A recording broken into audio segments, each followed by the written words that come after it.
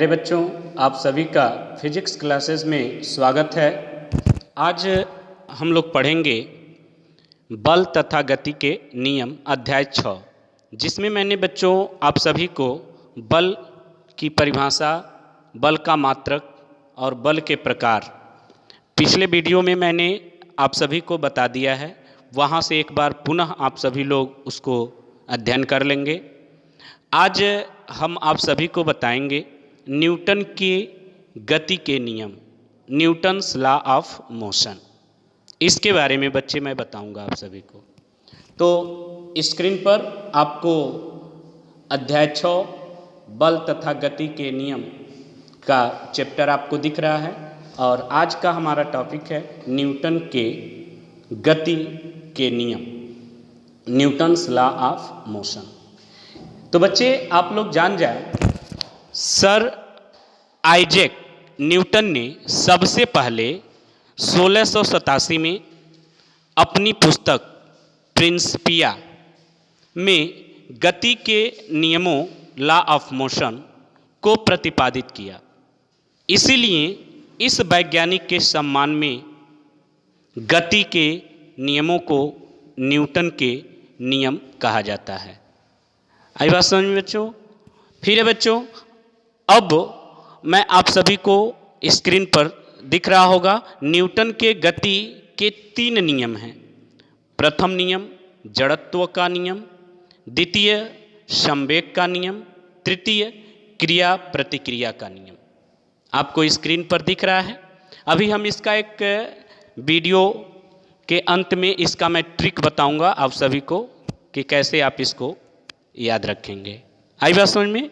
तो बच्चे आपको न्यूटन के गति के नियम, न्यूटन्स लॉ ऑफ मोशन आपको दिख रहा है स्क्रीन पर। न्यूटन का पहला नियम, यदि कोई वस्तु विरामावस्था या हम कह लें स्थिर अवस्था में है तो वह तब तक विरामावस्था में ही रहेगी जब तक उस पर कोई बाहरी बल न लगाया जाए, और गतिशील है तो तब तक एक समान गति की अवस्था में रहेगी जब तक कि उस पर बाहरी बल लगाकर उसे स्थिर न किया जाए। अब है इसका उदाहरण, स्क्रीन पर आपको दिख रहा है।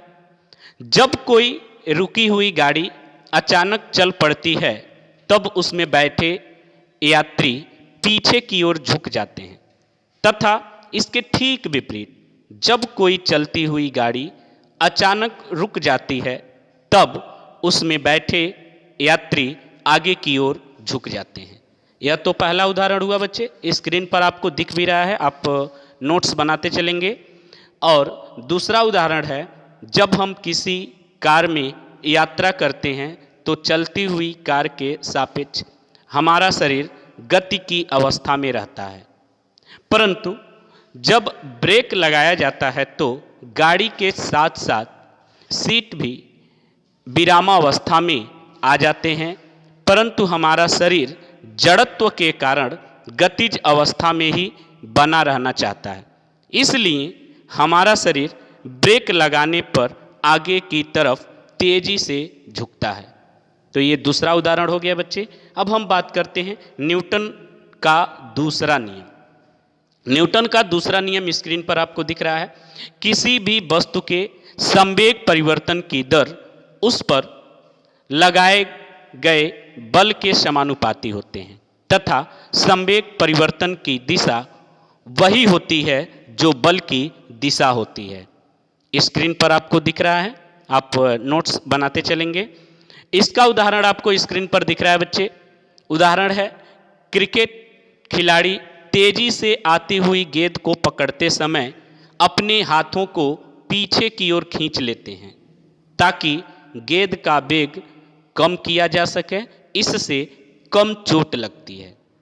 आगे बात समझ बच्चे। अब आपको स्क्रीन पर दिख रहा है न्यूटन का तीसरा नियम। न्यूटन का तीसरा नियम क्या है आपको दिख रहा है स्क्रीन पर। प्रत्येक क्रिया के बराबर तथा उसके विपरीत दिशा में प्रतिक्रिया होती है। Action reaction. मैंने क्या बोला? प्रत्येक क्रिया के बराबर तथा उसके विपरीत दिशा में प्रतिक्रिया होती है, एक्शन और रिएक्शन।